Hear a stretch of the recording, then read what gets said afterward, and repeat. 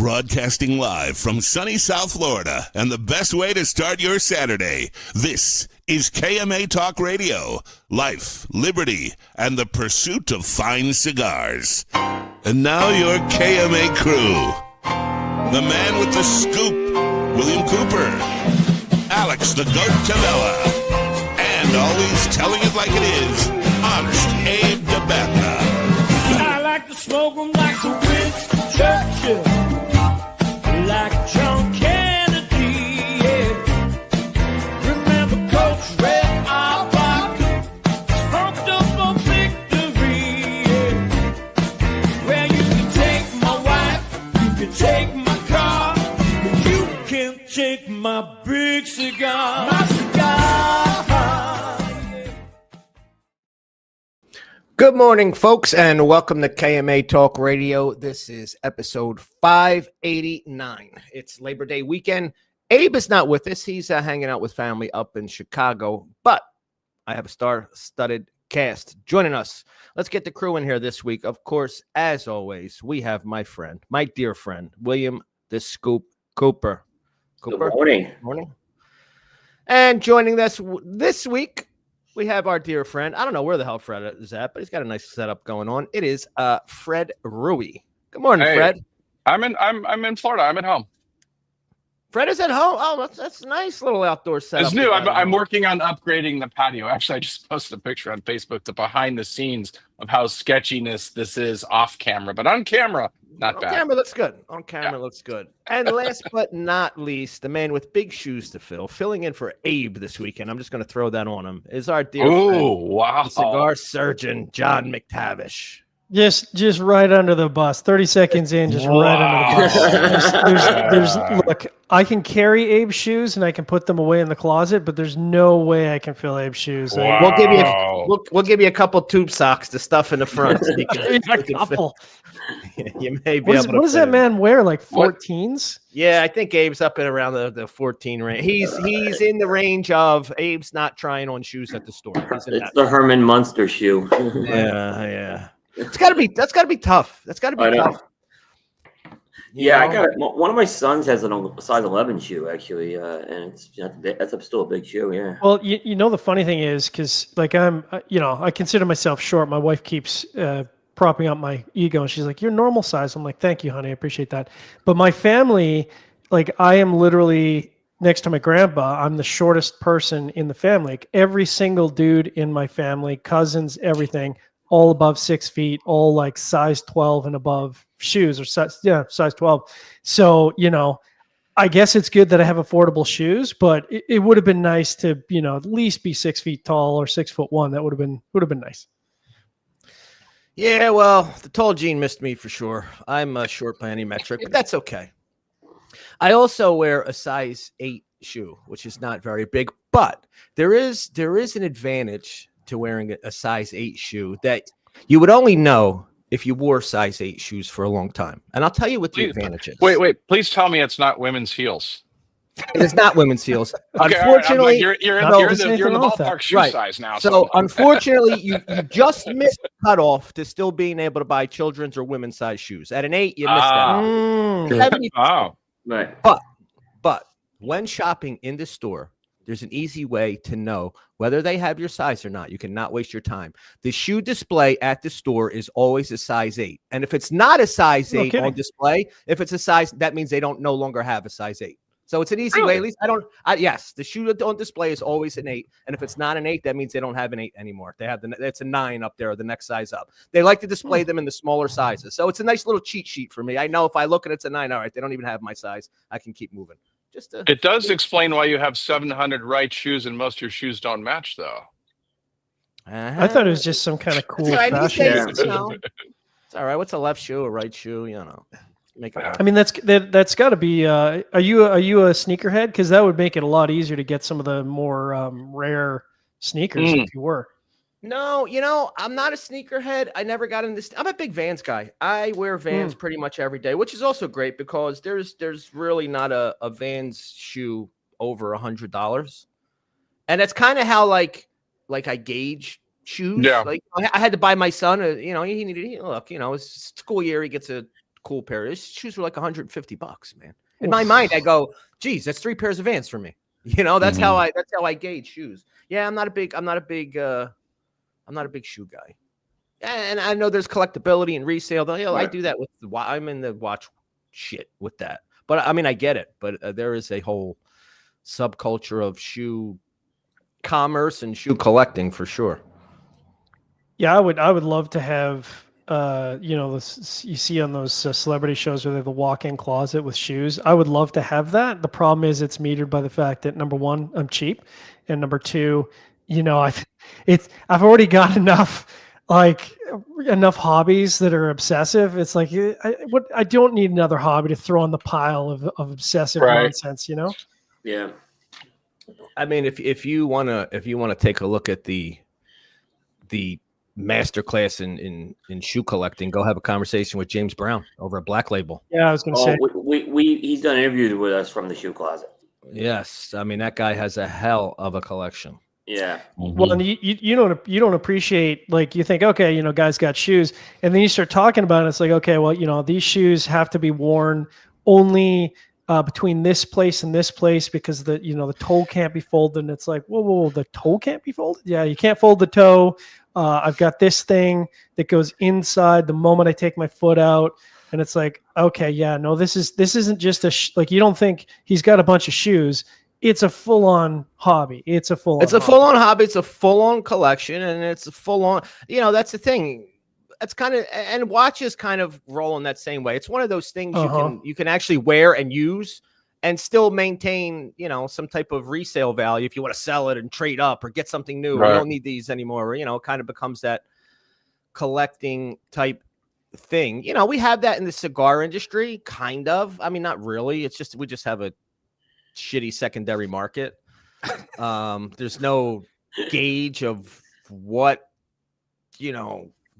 costs more on the secondary, or who wants to buy for what. Right. I mean, it's just kind of Wild West out there. It's not, cigars aren't really a save for resale type of thing, although some people try. Some people do, I guess. Although I feel like I don't know, what would you say, maybe the past 5-6 years, I feel like swag is more sold on the market than cigars. Like you can go on eBay and you can basically buy Steve Saka or Drew Estate's entire portfolio of swag. Right. Well, but I think that's also the reason, it's harder to sell cigars. It's easier to just right. Yeah. I think you see it with some of the rare tatuajes. We used to see it a lot with the dress boxes, right? People would lose their ever living minds about dress boxes. I mean, all you need to be as a shop owner to know how many calls you're getting as soon as the Unlucky 13 got announced. I know there was a time where some of the back when Liga Privada was rare, like you actually had to find a shop that carried it and or had the Liga Privada you were after. I can remember people buying like Liga 9s for like $30 or $40 a piece, and I'm like, what are you doing? And they're like, well, I haven't seen one in 6 months. But there's no real shortage unless there's an artificial shortage. So it's not it's not like you need to go out of your way, I think. I will tell you on Coop, if we're giving away a $50 gift card of swag, the swag is almost 2-to-1 with people. Sure. Wow. And I'm talking a Visa gift card you can use anywhere. And and I've stopped now. We finally pulled the rope for the last time. Like we ain't doing those anymore because we don't get the interest in it. I'm shocked that people don't want money, but that's they want the swag, strange. So we're gonna go with the swag. Yeah. Do any of those, dedicated buy, sell, trade Facebook groups still exist, or did they all? I remember with Bazaar back in the day was one, or did they all kind of wind up catching the Facebook axe? There's a couple up there, but I mean, Facebook just cracks down on them, or somebody gets, the group goes, somebody in the group goes rogue. Somebody gets, they shouldn't have let in, or something. Somebody got a bad deal, and then they report the whole group. Yeah. So the ones that are out there, I think, are underground. They're very quiet. There was a guy on the accessory. I was going to say though, at the show, I think it was at the show I met him, and then I wrote an article on it that was doing the eBay for cigar accessories. I can look it up. I'd have to look it up on my own website to remember the name of it. But I actually actually went on there and I bought something just to test it out and see what it was. And his idea was to have a place that could sell secondhand merchandise. So lighters, cutters, swag, you could list it on there, and it was an eBay type model. And I thought it was a cool idea, although we can find stuff on eBay, obviously, but I think it'd be cool to have a central location that's just our stuff. And I, like I said, I went out there, I bought something, it was shipped fast. Yeah, don't send me that link because I don't need like a, that is definitely I look in my corner where my lounge is right now, and I can see I've got more lighters than any one person should own. And in the back of my head, I'm like, oh, I wonder, on that site if they have this lighter. Like, no, I don't need 6 more lighters. I really don't. Right. I want them. All right. So what's your current go-to lighter? What is the lighter on your desk right now? For me, weirdly, it's the Zycar. I can't remember the name of this lighter, sadly. Oh yeah, I have one of those. I have that in all black. Yes, that is a good lighter. It's got a giant single torch, which I appreciate because I just don't want to torch the hell out of the wrapper. I don't use the clip, so I could the clip is what is this, the 80s? We're carrying around lighters on our belts. Big fuel window, kind of important. Arthritis hasn't quite set in yet, but I do appreciate the big adjustment wheel, and more importantly, and it's so weird, but I hate filling lighters with gas. I don't know why we have to do it, but it drives me like give me a 40-liter. Put the whole can of butane, just attach it to the bottom. I never have to fill it again. For some reason, it irks me. But this thing, I've dropped this. That's the tactical, folks. That's tactical. There we go. Single flame. They make a triple flame one. That single flame is awesome. Yeah. It's got the nice little rest on top that nobody ever uses, but it is a cool concept. Yeah. Be honest, gentlemen. Be honest. Do you actually use the rest on top of the cigar lighter? I never have. I'm not never saying have. No. Never have. No. Never have. Listen, it's cool. I get it. I wrote an article about that glass that has the notch cut into it. Yeah. And look, I'm a grown ass man. I can hold a cigar and a glass at the same time. I don't need the Instagram notch. I don't need to do it. True. Yes. So, and I've never done that. Yeah. True. Is that what they call finding a solution without a problem? Isn't that? Yes. Probably. Yes. I mean, look, when you have a photo, like if you put the cigar in the photo, it looks great. It's beautiful, but practicality wise, for me, lighter wise, I am 100% single flame SD DuPont. I say that the Extend lighter, but I say that since it's been 1,000 smokes now. Les Fin Lemay that makes they make the punches, the bracelet punches, and they make the knives. So they sent me this. This is a flat flame lighter. You can kind of see it there a little bit. I want to get that lighter so bad. So understand my benchmark is the SD DuPont Extend lighter single flame, which bulletproof. 12 years before I break one. I'm with John. Single flame, especially for touch-ups. Don't want to singe the wrapper. I like the idea of flat flame because I like the idea of just kind of brush stroking the bottom of it and stuff like that if it's done. This thing it's 1,000 cigars in now, and that mechanically still sounds solid. It's got a strong movement to it. It has been really, really good, and actually kind of cool. They made it. It looks like a cigar band. I don't know if that was like somebody looked at it. That was part of the design, yeah. Either that or it just like happened, and like they're like, hey, it's like a cigar. Yeah, totally designed it that way. But feel-wise, I kind of like the feel of it with the bumps in there and stuff like that. And it's got a long strike. And the other thing, this is another thing that I think they did really good. And John's point, not the arthritis scenario, but they made the bottom adjustment where you can at least get a strong fingernail in there or a small coin. Or something easy. Something easy. Yeah, the ones that are too small. I have to go find a screwdriver bit. Yeah, no. I was cautious. These guys came out at the $180 benchmark, price-wise, and I'm like, oh, your luxury lighter, you better be able to back it up. But it has. I can't say enough good things. And honestly, and finish-wise, this thing has not dinged. That I've never had and I don't. By the way, I don't beat up a lighter for the finish not working because no one ever has had a finish one not 100%. Scrape off. This one has not yet, though, and I throw it in my pocket with the same stuff I always do. So kudos to them on that. Let me ask you a question, Fred, because this is a gauge for me, just personal preference. I can't tell by your hand.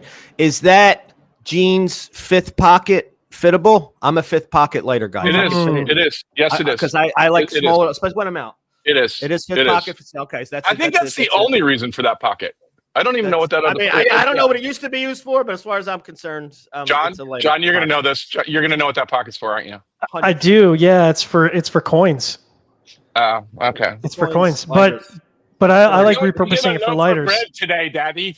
That's I right. barely use cash, let alone coins. How many pence do you want for that bread? Cool. What do you got Don't you on the guys table? worry about like leaning over? And maybe I'm just too weird about this, but I worry about leaning over with that in the fifth pocket and accidentally triggering and burning the ever living Jesus out of myself. No. That's always in the back of my head. No. And I turn it. You turn it horizontal, so some people worry about it'll fall out. You turn it horizontal. That's But I've never had one ever trigger in my pocket. I haven't, and also I will say that's one thing I do really like about those Zycars. They have that, whatever they do, that safeguard. You can't light it upside down. Right. SD DuPont has that too. Right. This SC doesn't though. This SC No? you can do Is it. that an extend? Oh, What is that? Slider. that's So What is that? it. This is the Mega Jet. So there's the Oh, it's Mini the Mega Jet, the Maxi Jet, Yes. and the Mega Jet. So the Mega Yes. Jet's kind of an extension of the Maxi Jet, but it has 5 jets that kind of converge into this like flat plane. The review's going up on Coop on Monday on this. This did extremely well, this lighter. It's very ergonomic. It has that convex curvature to it. It performed flawlessly over 30 days. I mean, I just literally had no problems with it. And what I was surprised about is the precision I got with this. It was very easy to do touch-ups with this. Because you were talking about the brush stroke, Fred. That's kind of what I did. So it works great for all size cigars here. And I've been on, but this was the only DuPont that does not have that. And I wonder if they did it for pipes, but I don't think it's a good lighter for pipes, is what I would say. No. The flame's still a little short. Yeah. That looks like a lot of flame for how small it is. It is a lot of flame. The other negative, it does burn through the fuel faster. I was going to say that tank. I probably get about 3 to 4, cigars before I have to refill it. Yeah, it is. That's the other. I'm digging Alex's fifth pocket gauge. Does it fit in the fifth pocket of jeans? Fifth pocket is a good. I would never put a DuPont lighter, especially this one, in my pocket. But yeah, it won't fit. Well, but that's why the fifth pocket is important to me, because the fifth pocket, it's not knocking around with anything else. It's in there by itself. That's why. This would fall out. This would fall out of it. Right, you could slide it out. Yeah, it was. Like I said, this is. I'm very nervous about taking the DuPont lighter because I'll lose them. Fred, you were talking about finish too. Yeah, they're gonna get scuffed, but this one also is gonna show a lot of fingerprints with this finish. So sure, it's got that high gloss finish. Yeah. Alex, you need to do lighter reviews and call it fifth pocket failure. And it passes every mark, but fifth pocket failure, it fails. Yeah. That's been on Coop. Our biggest growth area has been accessories in 2025, where we've really increased it, and there's a lot of interest in accessories. I'm finding. Yeah, we do. I do a lot of. I mean, I got good traction. I'm still, finding feet, on cigar press and what people read and don't read and stuff like that. But I've got a lot of traction on accessory stuff, even the ones that I'm just making fun of. People like that. Yeah. And I'm with John. I've got more lighters and cutters than I could possibly need, and I treat it the same way I treat t-shirts. I probably have 40 t-shirts and I wear 3. I mean, I have 40 lighters, and I've got my primary lighter, I've got my backup lighter, and pretty rare that I'm ever get into the third lighter at all. So Fred, you and I talked. You do 100. You use it 100 times. I think I use it 30 days straight or something like that. Yeah, I do 100. I do 100 lights. So I do the review, and then I do a follow-up review after it's been through 100 lights.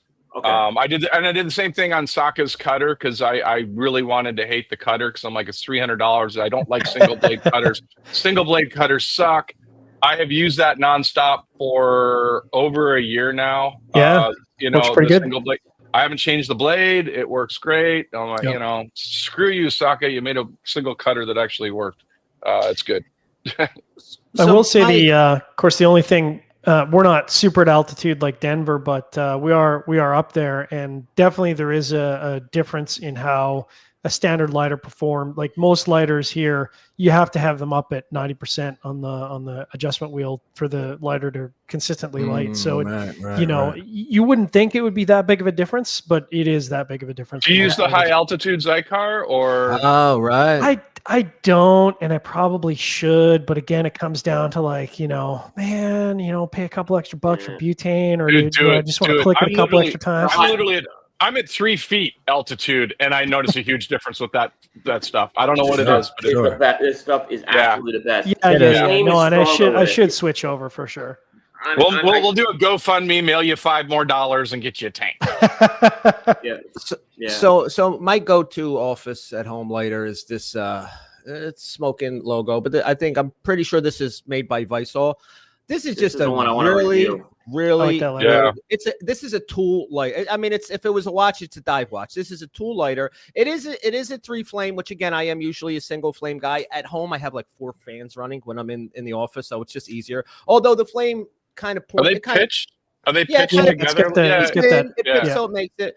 It also has the cutter, which I never use, but what it really does have that I like. I mean, I'm not the punch. It has the little draw tool on the side, which comes. Okay. Wow.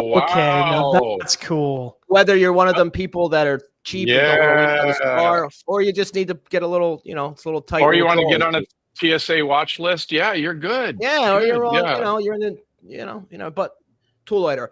But I do want to say, I did want to take a moment. The lighter that I carry around lately in my 5th pocket is this lighter here. And let me tell you something.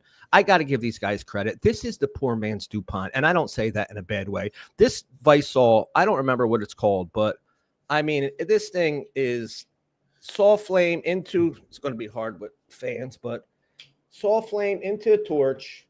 The whole deal. I mean, this is the poor man's DuPont. Super solid Visol lighter. It feels good. It's all metal. I got to give Visol a lot of credit. They're really putting out great stuff. It's like a $50 lighter. Perfect. I lose it. I don't, want to have a heart attack as opposed to losing a line too. Dang it, Alex. John and I just got to get another lighter. I tell you, for a value lighter, it's almost like the size. It's not a line 2. It's like a line 8 size. The smaller model. Right. I mean, it's even got its own little semi pink. I mean, really solid job with these Visols. What's all right? Let's change gears real quick. Best value lighter out there. Like, guy could give a shit about having a fancy DuPont or Davidoff or whatever. I mean, I'll go for me. I don't know what the brand is. It's whatever that one that looks like the little scuba tank, the little cyclone. It's gray, and it's gray or black on top. Yeah, that one.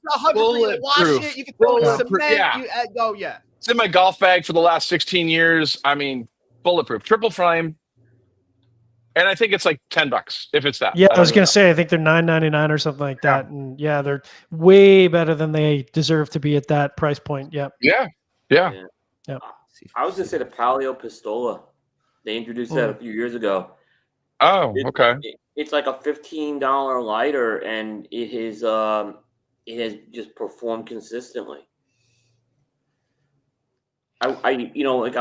The only thing I wouldn't do is take it on a plane, unfortunately. But I would, because I'm afraid to take my other lighters on a plane. But yeah, it's like I said, it's a great value. Are you talking about carry-on, or are you talking about check bag? Check bag. I just I've never had a problem check bag. I've never had a problem check bag with the little Calibra scuba tank things they used to make. Wow. They're harder to find now. But I have put my SD DuPonts in there. I've never had anything, any way, shape, or form. Now that I've said that, I'm screwed. But but carry on, forget it. That's just, you throw something in your toiletries and hope that, this thing. That's it. Yeah. And there's a couple versions of that. That's it. 100%. Yeah, it's a couple, but that model, that thing goes through anything. Yeah. Except TSA. Yeah. There it is. Hey, by the way, what's everybody smoking? Or those that are smoking? What is everybody smoking? It's a good question. We quickly got into lighters and cutters. It is a cigar show. I don't know. Is it a cigar show? I thought it was just an accessory show. John, that was on you, by the way. You're supposed to be Abe this week. You should have already done that. Yeah, I should have reined everybody in. It's on you. But I'll tell you something interesting, and maybe it works in our favor, at least with the censorship crowd. We were talking about, it was either last week or the week before, the longest running podcast, of which we are definitely one of, if not the longest. Yep. It's somewhere between us and Dave, right? Cigar Authority. Yeah, I think that we're second. I think so, but it's very close. It might be like a month or two. But yeah, I was just gonna say it's at a month or two at most. When asking ChatGPT, it did not even recognize KMA as a cigar podcast. Interesting. I had to ask it, what about KMA Talk Radio? And it Wow. said, oh, yeah. Although I will say, hey, maybe that's a good thing. Maybe that's when the time comes when the cigar show apocalypse happens and we're the all robots that rise up and and we're all left to like Rumble and Twitter. Maybe KMA will, slide under the radar as nobody else seems to acknowledge us as cigar media. Wow. Okay. Just saying, it's a silver lining in everything. Interesting. Anyway, Well, what are is you it- guys smoking? Yeah. Is it what? Good. Let's go down the I mean, shore. is it? I guess it should be listed on there, but I'm like, it's also a cigar. It's also a show that cigar people want to listen to, not limited to cigars in some ways. I mean, it's that. Yeah. It's not like news necessarily. Sorry, Coop, you do have the news segment, but I don't. Yeah, No, I know it should you have been get- on no, there. yeah, yeah. Listen, it's Should've been not on there. news. It's not reviews. And but listen, I can get even if you're a machine scanning the transcripts of the show compared to other shows. It should know.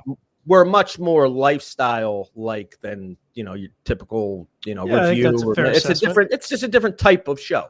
So I could see how Yeah. it could miss this, but Yeah, miss us when the apocalypse comes too, please. be a little bit nicer to Alexa. Maybe you'll get get a good word in there. Right. So anyway, what is everybody smoking? I went with McAuliffe Red Toro today. Nice, a little red. Yep. We got I haven't smoked one of these in a while, and they're really good. We got some McAuliffe stuff coming up soon, huh? I believe. Green should be landing in the next few weeks. Yep. Just in time for Q3 reviews. I went with a small brand. I figured they could use a little uplift. You guys may not have heard of it. It's Red Meat Lovers. I don't know if you know, there's a small little brand. I don't think they get enough attention. I was there Monday, Tuesday. One of those days I was down there. I don't know. I struggled. I struggled this morning to find a cigar, and I saw it lying on the top. I'm like, oh, you know what? That's kind of a good Saturday morning cigar for me. Cooper. Fuck it. It's not like it's the first time I spoke at a place. I'm pretty sure we're dropping McAuliffe Green next week. Pretty sure. Don't know. Okay. Sure. I kind of didn't know that, but I kind of Hot take, people. I kind of threw that to just see if it would bite. Don't quote me, but we do tend to usually, get an early jump with McAuliffe, us and other McAuliffe partners. Right. So Do you guys have a designated drop day? Like, do you typically have like Thursday's drop day, or is it just kind of based on where the brand is? Well, no, we don't necessarily have a drop day. It's more so try to drop drops where you're not killing everybody, or the multiple. Yeah. Like I would hate to like drop, a brand new product from McAuliffe on Wednesday and then drop a Saka product on their head on Thursday. That just wouldn't be. I mean, number one, it would suck for them, but it also would suck for us. It would shoot us. Yeah. in the head with McAuliffe. So we try to space them out that way. Although next week is insanity. Next week is absolute insanity. We have the last monthly raffle of Summer of Saka. Where watch, right? We have the Oaks, right? And then like 2 days later, we're doing the grand finale, giving away the watch and the whole 130 prizes.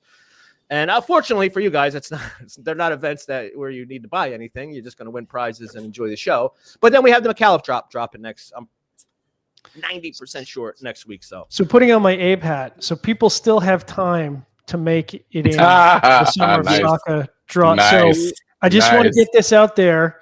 Putting on my Abe hat, not my Abe shoes. Well, do not send an email in 2 weeks whining and complaining about how you didn't get notification, you didn't get a warning. You were warned last week. You were warned this week. Don't wait till tomorrow. Don't wait until Monday. Get your order in today.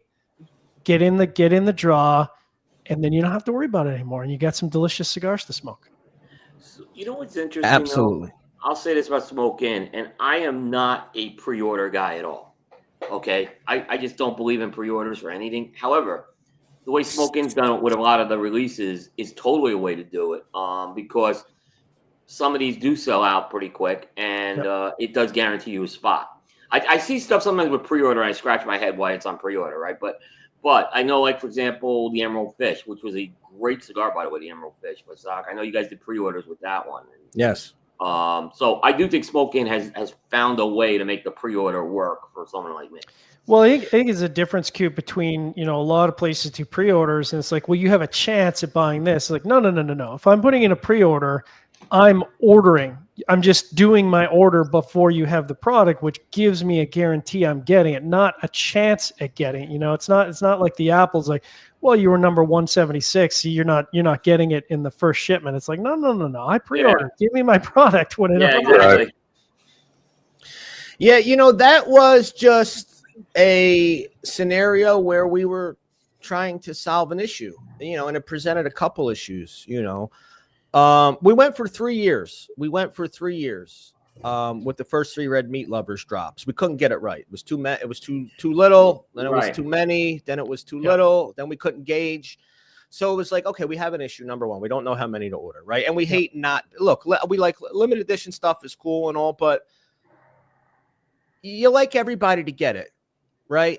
Limited edition doesn't have to mean that some people ain't going to get it. That's inevitable.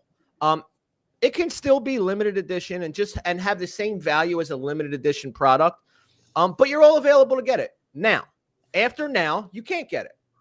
It creates fairness and it kills this gray market, which, we didn't love. I'm just being honest. We're not lovers of the gray market, secondary market. It's so annoying. Us, right? And I think it's not a necessary thing. Like, nothing against the secondary market, but I would rather have our customers be able to get the product in their hand at the normal price. So the idea came about. We were able to engineer it on the back end. So I don't even have to take all your money. You put a deposit down, you hold your spot, you're in. You get and I think which was, I think, really the key. That was the key. Like, I can't take $200 from you now in August until you'll get your product in November. That doesn't work. Right. I mean, I don't want my $300 for it tied up for that long. So you want to give me $50. That's your deposit when they get here, and it's like, okay, I can do that. I can. Yeah, like I said, I think it's a very fair way it's been done. Yeah, is that deposit of the pre-order, not I need all your money now and you'll get it later. And so much easier for a manufacturer to determine, like, look, I know I need to make 500 boxes. Like, I don't have to make a guess. Right. Like, am I over? Am I under? Am I going to be sitting on boxes? Like, I'm going to be begging them to take more boxes. Like, no. We need 700 boxes. Make 700. Well, no, make 700 boxes. Make 750. Just in case. But that is the only guessing point. It's like, okay, so we know what we need to make. How many extra do we want to make? For the people that miss, for some extra. And that's the guessing. The guessing is how many extra do we want, not how many do we need to satisfy our customers. So that's what that was. It was the easier way to satisfy everybody who wanted to be satisfied. And then whatever we want extra, we get. So far, it has worked well. I mean, it largely becomes a fact, though. Okay, whatever number of orders I have, if I do 20% over that order, that is about the right number. If the orders are low that year, you're probably right doing 20% above that. If the orders are higher that year, you're probably right about 20% above that. The pre-orders give you an indication of interest.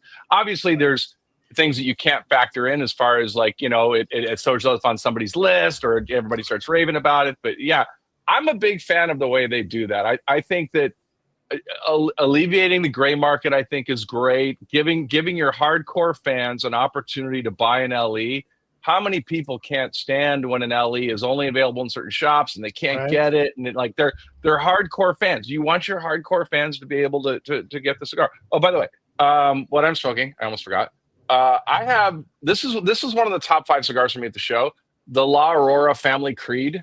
Their new one out here, and I've been very impressed by this cigar. And the only thing I'll tell everybody, if you're you think you know La Aurora, and I know this is an overused phrase, this is not the La Aurora you know. This was designed. It was designed for the American market. This is coming off of them going out of Miami and bringing their marketing in house. This was Manuel Noah actually being given the challenge to blend to a specific thing that was outside the portfolio. I know that they literally did so much of this behind the scenes before Guillermo even knew about it, because it's not Guillermo's wheelhouse. And if you're in Guillermo's wheelhouse, that's great, but this is outside of that. And it is a fabulous cigar. Like I said, it was a top 5 at the show for me. I was pleasantly surprised. I like the traction they're going on it, but this is an incredibly great stick. Not to throw you under the bus, Fred, do you know what the wrapper is on that? I do. Well, okay, of course you know, Coop. Come on. Coop, what is it? It's a San Andres, isn't it? It does look. Yeah, I was gonna say it looked dark. But I think I think it's a natural San Andres. It's not. It's that's not. Nice. Yeah. So I like I like. It is like very good. San Andres. It's excellent. Yeah. The other cigar I have is kind of call that. Yeah. Dion did that on his Epernay Tuanella, which I remember at the show, and Dion told me behind the scenes on that, and I said, okay, so what did you switch in the blend? Because it was the Epernay, and he's like, I switched absolutely nothing. I got the natural San Andres to put on top of it, and I'm like, I'm smoking the cigar, talking to him, and I'm totally like, different. There is no effing way this is because I know we have the debates of the rapper influence and stuff like that, and I think it's overblown a lot. This is one of those cases that it is not overblown. Its influence is nothing like the Epernay, other than you get the creaminess. But man, what a great cigar that one is too. No, sure, I could see that. And like Nick Melillo works well with that Claro. He calls it that Mexican San Andreas wrapper. Yeah, for sure. Yeah, there has been a plethora of San Andreas over the last year and a half. John and I will test, and unfortunately, and I'm not the cigars you talked about, Fred. I have not smoked Dion's new one yet. I have smoked the Oh, that's right. You missed the. You weren't there for the giveaway. Yeah. Yeah, he was tied up in like 6 different simultaneous reviews or interviews, and he couldn't make it to the other side of the trade show floor. I think I'd already smoked a couple. John, was it you that I'm like, there were only a couple left there, and I'm like, you have to go get one. Yeah, now. I was like, I beelined. I was like, thank you for the heads up. Beeline. I'm like shoving people out of the way. Very un-Canadian. But there also has been a lot of disappointing San Andreas as well. So. Yeah. Oh, more than not. Definitely more than not. Look, it was probably in the last 15 months. It was like everybody was dropping one of those. It's like I said, I think on that one gripe show we had or whatever, I was just like, the 2 things I was sick of was San Andres going on your cigar, and I don't need another fucking year of the squirrel or dragon or whatever the hell. I'm like, enough. It was cool. I like it. I thought it was cool. Davidoff did it. I thought it was cool. A couple other people did it. I thought Ernesto Carrillo's line of all of them was a cool idea. But God, I don't need to see another. Just don't throw it out just because it's the hot thing. Let me ask you guys a question. Yeah, we just wait till next year. Maybe you guys will know this because I don't. But is it yields that dictate these? What's the word I'm looking for? Kind of. Wrapper choices, trend. Because remember, we were broadleaf crazy a couple years ago. Right. I mean, everything was broadleaf. Then we had a broadleaf shortage. Now everything coming out of San Andreas in one capacity or another. Is it yields that dictate these things? Is it somebody hits with one and everybody kind of starts to experiment in that realm? Well, I can certainly give my 2 cents, and Fred, Fred can definitely fill in for sure. But yeah, I mean, it's 100%. Well, I shouldn't say 100%, but most of the time it's going to be economics driven. So, you have a combination of as things shift around the world, because, a lot of the yields are coming from countries where, things seem fine for 6 or 7 years. And then maybe politically there's some issues, and then there's unrest with labor. And so all of a sudden, wrapper that was affordable at, call it $28 a pound or $32 a pound, shoots up to $45 a pound. And you're like, okay, well, we can't justify using that wrapper anymore because our costs go up to a point where it's just not feasible. We're not going to raise our prices. So we need to find another product. And Mexican San Andre, I mean, say what you will about Mexico, for tobacco, they've been very consistent, both in yields and pricing. I think the Turnt family typically does a majority of the production, and they've just been very consistent over the years. So, you can go and get wrapper at a reasonable price. The quality is consistent. And I think, that's kind of what's driving this right now anyways. Fred?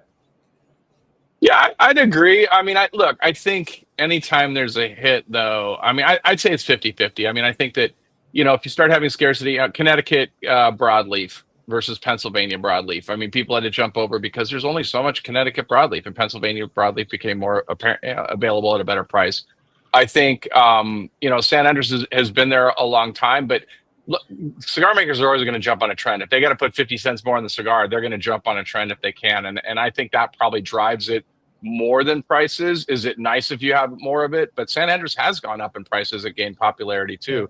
Broadleaf certainly, but I think it's probably a mix of both. But if somebody gets a home run, what's the hot wrapper? I mean, that tends to drive. I mean, the ones Connecticut, blonde Connecticut is not necessarily going to it doesn't have that sex appeal, so that's never going to have it.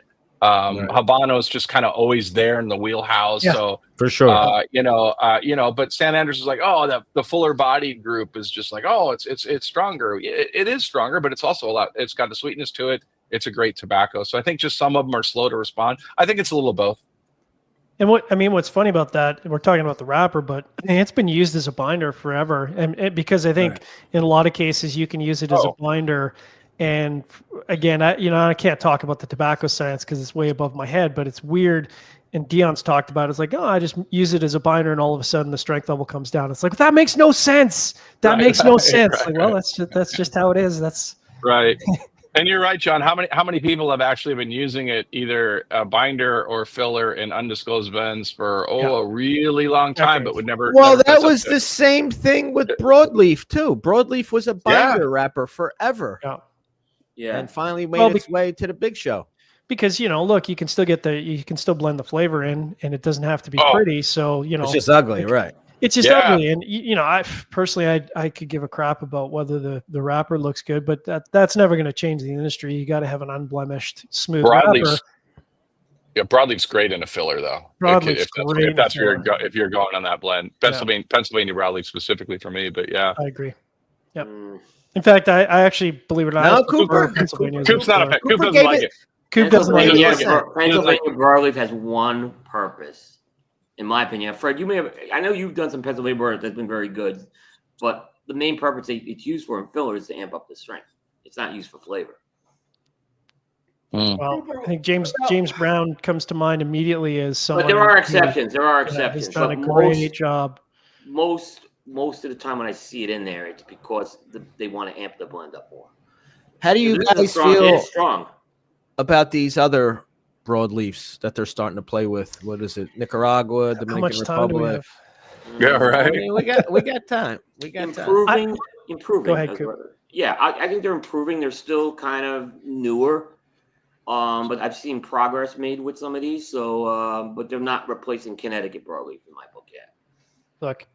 I'm all about transparency, and I know that that's a mixed bag in the industry, but I prefer not to call it Connecticut broadleaf if it's being grown in Nicaragua or being grown in Honduras, because I think it's a bit of a false image of what the tobacco is, right? And I'm okay with that. I think it's okay to educate people and say, look, it's Connecticut broadleaf seed that's being grown in Nicaragua. Okay, no problem.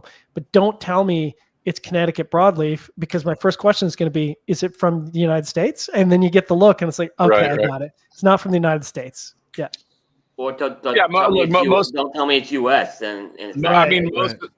Most of the Connecticut is Ecuadorian Connecticut out there on cigars. Yeah. And honestly, I think Connecticut, which was trying to get that suppressed and internationally get rid of, I think they were in the right. I think that I want Connecticut to be from Connecticut. If you want to, maybe you do Connecticut seed, but I mean, it didn't start as Connecticut seed, so that's not even a fair. You're leaving out heritage of the seed to begin with. I mean, listen, at this point, Connecticut has become Q-tip, right? Yes, Q-tip's a brand, but everything that looks like that brand is just called the Q-tip. Connecticut, it's Connecticut. Champagne got it. Champagne shut it down. Right. Sorry, Fred. It's sparkling broadleaf. It's sparkling broadleaf because broadleaf. Yes. Champagne did get it. That's a good point, though, Fred. That is a good point. But yeah, it's a Q-tip. Everything's Connecticut. Most people don't even ask. If you look at frankly, I think some of the broadleaf being grown in Honduras is phenomenal. Like I'm actually a huge fan, and I think it does a bit of a disservice to Honduras to say, Connecticut broadleaf. Call it Honduran broadleaf. Like I'm okay calling it Honduran broadleaf. Yeah. I'm 100% behind that, because I think the tobacco has a unique taste to it. Yeah. It's not broadleaf. It doesn't taste like broadleaf. It tastes like something else. I'm on board. Lean into it. Absolutely lean into it. That's where I've been impressed with that, to answer Alex's question. what Honduras is doing in this area has been very interesting to me, because I was never a big Honduran tobacco guy. Fred, we constantly have these things where we both are publicly not Honduran guys who. Yeah, but right. There's been some lately. I have to say, Tom Lazuka's given me some. Camacho has come out with some that I'm just like, okay, I get, I see it. So yeah. I mean, the Aladino stuff's been, I think, at the top right now in terms of innovation, what they're doing. Yep. So they've had some really good tobacco, and so I agree. It's kind of funny. There is still some of that stigma. I was just talking to someone on John's team about a Honduran release, and I was shocked this guy liked this Honduran release because he's not a Honduran guy. So, I was also shocked. Yeah, I don't want to give it away yet because I know you guys have that coming up, but yeah. I am definitely if you look at my scores, I'm definitely the sort of quote unquote resident hater. But that being said, I think when Honduran tobacco is used in a really well thought out way, it can be top of the market flavor profile because, it can be used in such a brilliant way. And so, that's why I say, especially with Honduras sort of quietly, it's just been quietly growing in terms of market, value and stuff. I think they need to lean into it. And I think it's good to educate people. It's good to start having those conversations to say, look, it's okay for this broadleaf to be grown in Honduras. It's not Connecticut broadleaf, it's Honduran broadleaf. And we'll talk about that. I know Nicaragua's been trying to do that for a while too. I felt the same thing I felt the same thing when Nicaragua came online though. When Nicaragua came online, it was all friggin' spice bombs. Yeah, so then I was smoking Dominican. It was way over the top strength spice bombs that I'm just like, okay, this is not for me. And then as they learn to cross borders and blend different things and tone it down a little bit and use it as an enhanced, not a dominant feature, I liked it. I feel like Honduras is going through that phase right now for me, for my what my palate is.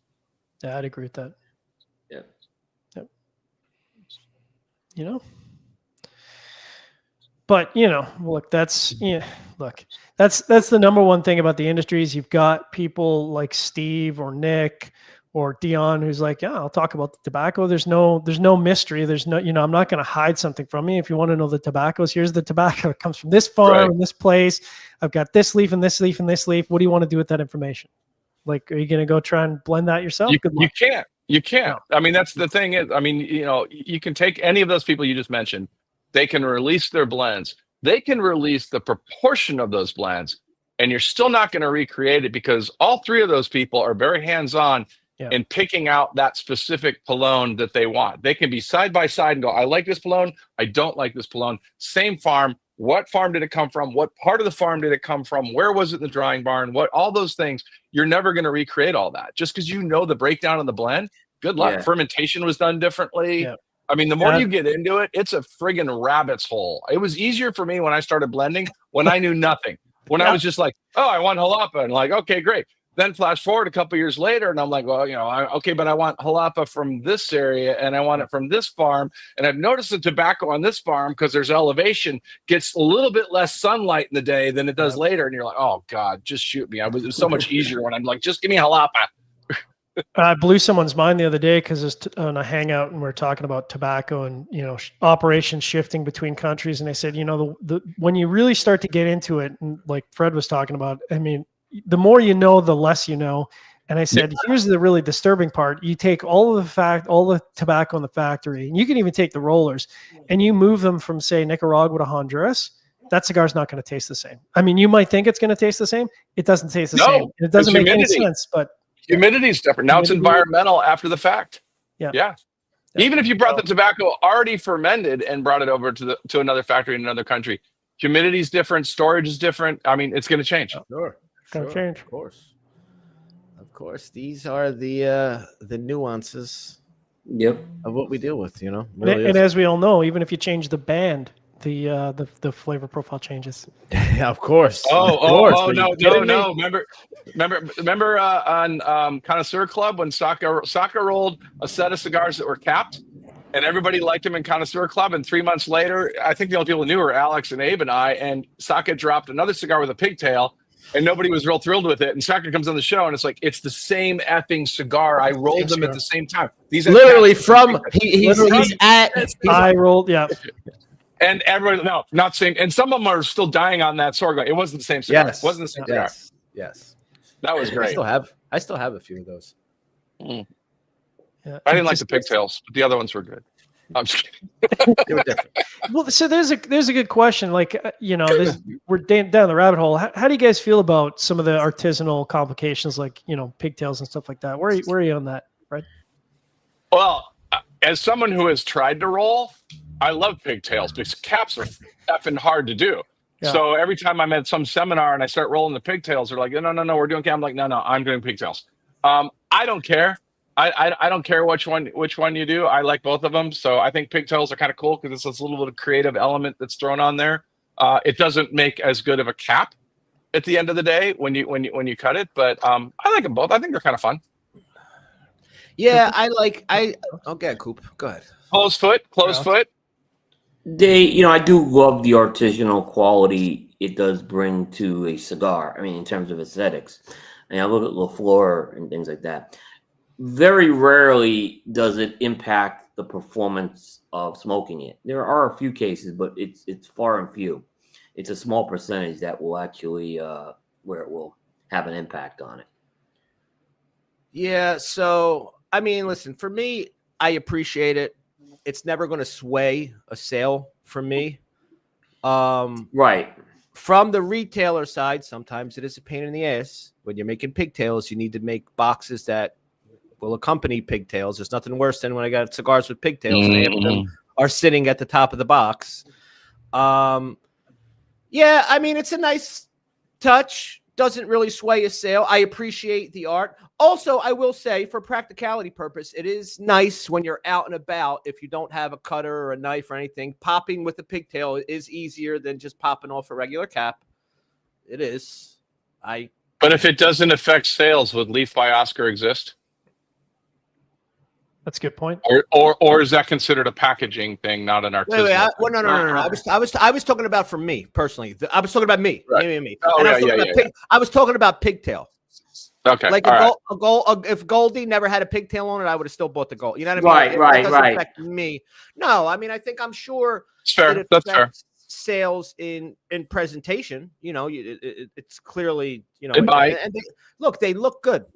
I like a pigtail looks good to me. The closed foot for me, I don't mind as long as it's not too much. If there's too much shag, that damn thing just becomes a pain in the ass to light. That little shit starts going everywhere. Give me a closed foot, but I don't need too much shag because that shit just starts going everywhere as soon as you light it. Yeah. No? Right? Yeah. I mean, I like the way a closed foot lights up for some reason, but maybe it's just, I haven't done a million of them side by side, the same exact cigar to see, but I kind of sometimes like the way it lights up. I will tell you the gimmick. I don't know, maybe that's not a good word, but the thing that I do like the shortened wrappers on the foot. Right, the exposed where you expose. Yeah, where you get that filler and binder first, and then you get the wrapper. If you're paying attention when you're smoking that, you could really when that flame starts to hit that wrapper. And I like that experience. Cool.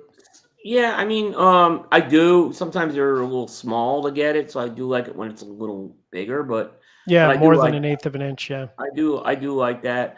I'm not a big fan of closed foot because it tends to have they tend not to light sometimes very well. Yep, it's not fun to do a cold drawer on those either.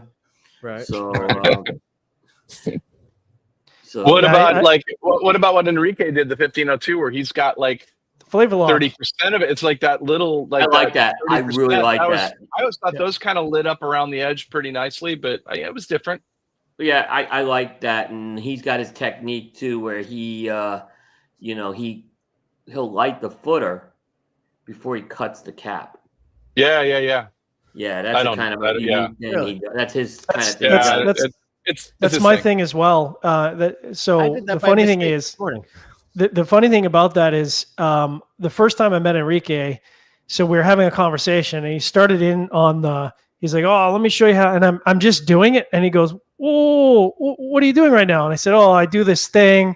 And he goes, no, I do this thing. I'm like, no, I do this thing. And he's like, you're literally the only person I've ever met. And I said, well, it sounds like we have a friendship going because we both have this weird thing that we do for pre-light. that nobody else does, and we do it for the same reason. It can't be an impact on the cigar. I mean, do you feel that it is? Really? Okay. It probably isn't. I mean, I'm sure that if I were to do a blind, like, I don't know how I'd do that blind, but if I were to sit down blind, I'm sure it'd be impossible for me to tell the difference. Yeah. But at this point, it's become like a tick. You know what I mean? Like, it just, sure. No, it's a reflex. Cool. Yeah. So do you for those put who the aren't book in aware, the bowl? for those who aren't aware, because we're talking in code at this point, it's lighting the cigar before you cut it.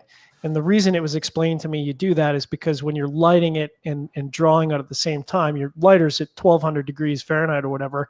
And so you're basically superheating the smoke through the cigar. And it basically, all the smoke doesn't go through the cigar. Some of it gets trapped in the cigar. So if you want sort of the cleanest start to your cigar, you light it and then you cut it. And I've actually, so I had to start changing my system a little bit because I now do it, because I'm getting down the rabbit hole. I do a draw test on a draw machine before I do it. And I was concerned about having it cut, but it actually does the same thing. As long as you're not drawing on it, it seems to perform in the same way. So, yeah. Gary Brooks makes a good point. That is also a good stopgap when you're drunk. If you haven't cut it yet, that is a good point. Don't light. Don't put the lid end in your mouth and don't light the cap. But it's interesting what you said, John, because I'm a toaster. Like by the time I toast myself, it's pretty much lit at that point. But I'm always just kind of like you were mentioning. I'm always a draw out first, right? Just to get, like you said, whatever light or give whatever was in there, give it a little purge, and then nerd shit. Yeah. Well, it is the 11 o'clock hour, folks. We have breezed through an hour talking about I don't know what, but here we are. Yeah, so who knows? We're gonna come back and we're gonna do more of the same. We gotta pay some bills. We'll be right back after a few messages.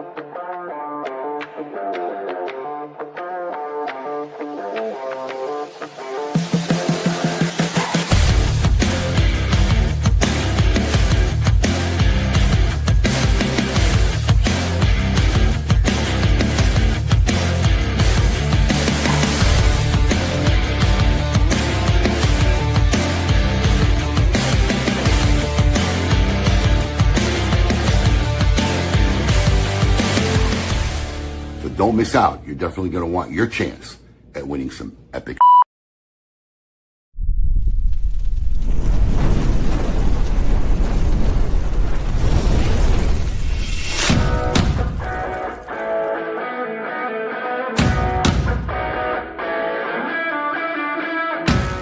Honest Abe here with the GOAT to tell you about Smokin's Cigar of the Month Club. Alex, tell our fans out there why our club is the best darn club out there. Absolutely. I'll tell you why. Because every month I personally handpick 5 premium cigars. No filler, no fluff, no fugazis. These are all premium handmade name brands that you can find in any brick and mortar store in your area.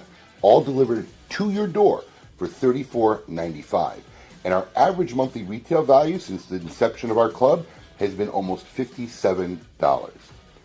Another great feature of our Cigar of the Month Club, Alex, tell them about the ease of our Cigar of the Month Club. I'll tell you, I hate subscription services. It's always a pain to cancel them, turning them on. We've made it super simple. All you gotta do is log into your account. There's a little green button there. If it's green, you're active. You want to take a break, you're going out of town, simply hit the button and you'll deactivate your membership. Want to turn it back on? The exact same easy process. You can turn it right back on. We've made it that easy for you. Another great feature is our Double Down Club. Alex, tell them about the Double Down Club. We had so many of our members reach out to us who really enjoyed our selections every month that they wanted to know there was a way they can get 2. And we've made that very simple. With a simple check mark, you can get double this great selections every month and save $10. Does our club have perks? Of course you have perks. You want to tell them about the perks? As a member of our club, every month there's a special discount code where if you like any of the selections, we will offer them to you, so you want to come and get some more, you can get them at a special discounted rate for our Cigar of the Month Club members. And finally, expedited shipping. Tell them how fast we get the stuff out, Alex. We get the stuff out on the 28th of every month. Our membership bills on the 28th, and we get every member's package out on the 28th if it's a shipping day. 5 great reasons on what makes Smokin' Cigar of the Month Club the best club out there. Check it out. Peace. Hey, I really appreciate you doing the video with me. Thanks. Oh, yeah, you're welcome. I mean, you didn't let me get a word in, but whatever. What? Well, great. It's perfect.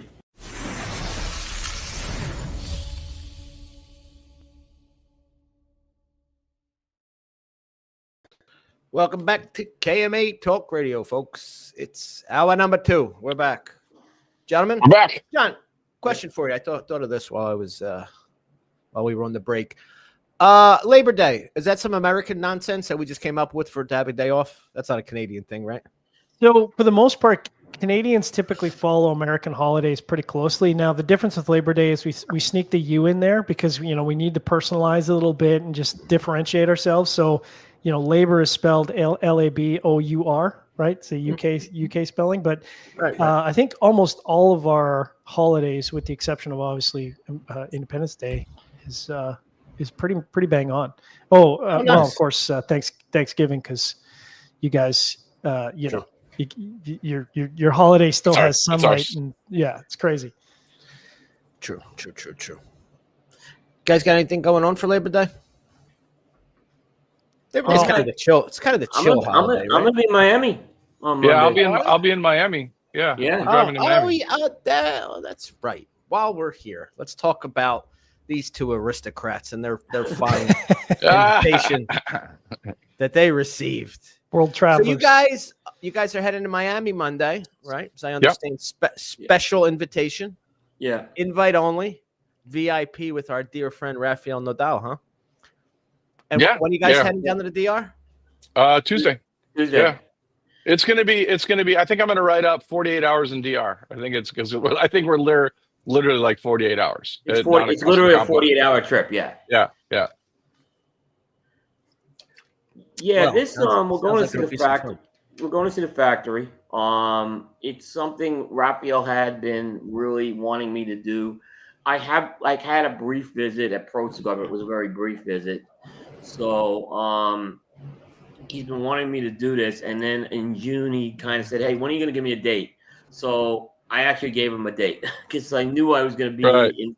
And I always like to wrap the Dominican Republic with the Miami experience, right? Right. And I knew, and I have something else going on in Miami that weekend, so it worked out very well.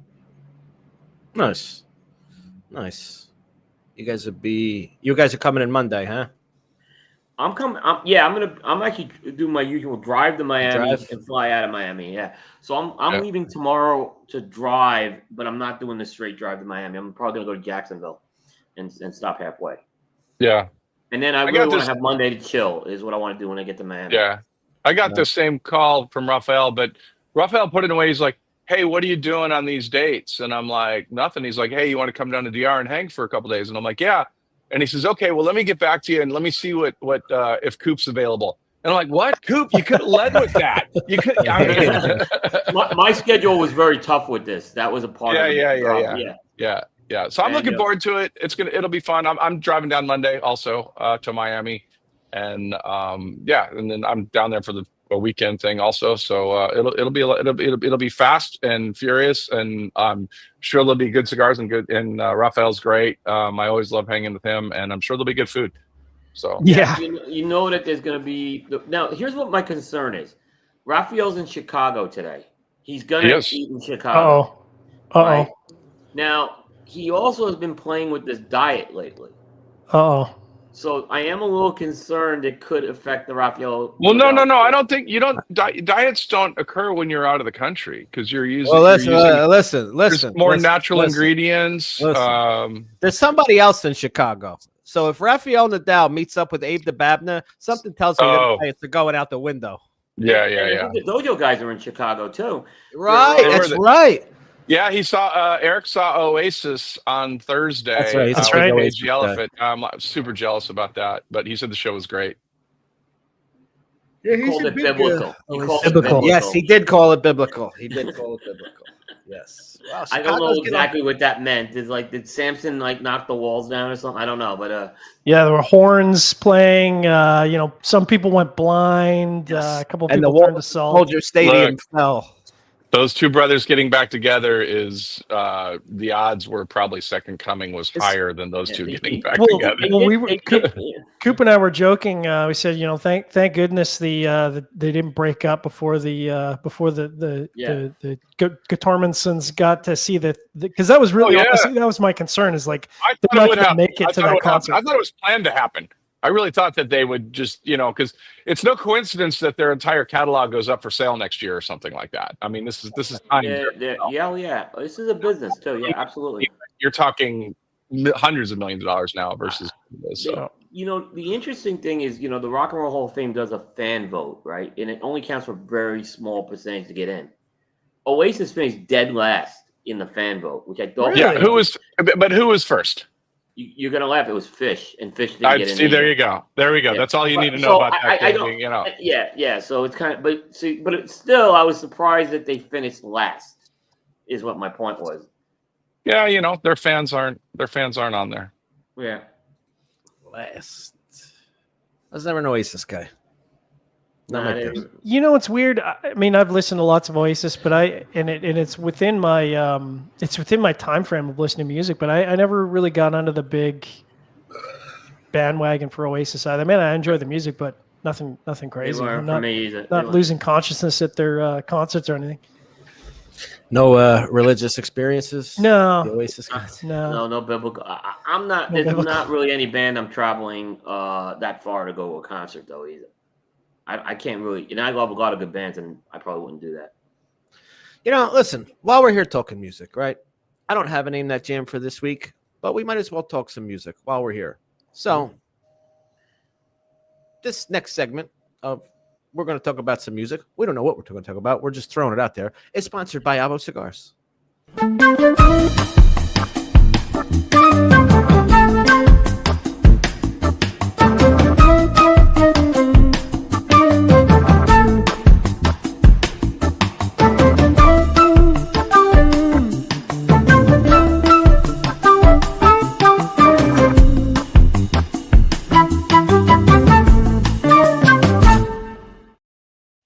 All right. I love that theme song on that track. I don't know. It's just so happy. It's just that's also been a long running intro on KMA. So while I don't have name that jam questions or any of that good stuff, we tend to talk music on the show. Have you guys been into anything lately? Is there anything significant? Anything significant going on in the music world, Cooper? I hate to say, but is anybody dead this week? Because it seems like every damn week we're losing somebody. No, but there has No one died. But there are a couple of things that happened this particular week. We were talking about it. We recorded our jukebox show last night. Oh, nice. Number one is whether you like Bruce Springsteen or not, Bruce Springsteen is a megastar. And 50 years ago, he released Born to Run. So it's the 50th anniversary of Born to Run this year. From those sessions, there was a track called Lonely Night in the Park that didn't make the album, but it made its way underground. And a lot of people have heard this track. It finally got released this past week as a single for the first time in 50 years. So this underground track finally got released, which was a big piece of news there. So, and it's a good track. Like I said, what you think about Bruce personally is what you think about him personally. You're entitled to that. But if you're a Bruce fan, you're really going to like this song, is what I'll say if you haven't heard it. Interesting. I'll check it out. The other thing is that Cheap Trick. We have a little connection with Cheap Trick on the Coop team because Aaron Nielsen's father is the founder of the band, right? So they are dropping a new album, and they actually released a new single this week, and it's pretty damn good, is what I'm going to tell people. So I think Dave Burke, John last night, was comparing it to the Killers, and he was right on that for sure. Ooh. So what was interesting about that, and again, we have a connection with Cheap Trick in a little bit. They're a band that these guys are in their 70s and they're still dropping new music, which I find is amazing. Absolutely. Yeah. Absolutely. Yeah. Interesting. What about you guys? You guys been in anything lately? I'm waiting for Spinal Tap 2. Yes. 11. Seriously. I'm waiting for that one. Music you've been listening. You guys have any, like, we were, you know what I've been into lately? I've been into old school Supremes lately. Wow. Really? Like old school, the 60s Supremes. I don't know. I've just been on a kick with that lately, which is pretty amazing. We were doing some stuff on Jukebox with it, and it kind of hung over with me afterwards. I've been big into instrumental albums lately, and not just like clean cut instrumentals from songs, but like when a music producer really puts together an instrumental album, and you play it not on shuffle, let it go through how they made it. It's like right. It's almost like listening to a movie. It takes you when a good music producer creates an instrumental album, and it takes you from one to the next. It's really. And I like that kind of shit when I'm working too. Whenever I'm working, I want to listen to music. I tend to stay away from anything with lyrics because I went in my brain singing lyrics and not paying attention with them. Is there a genre of instrumental you're into? So I do. I actually, oddly, I very much like classical. I love jazz. But I go jazz. Probably less so when I'm working.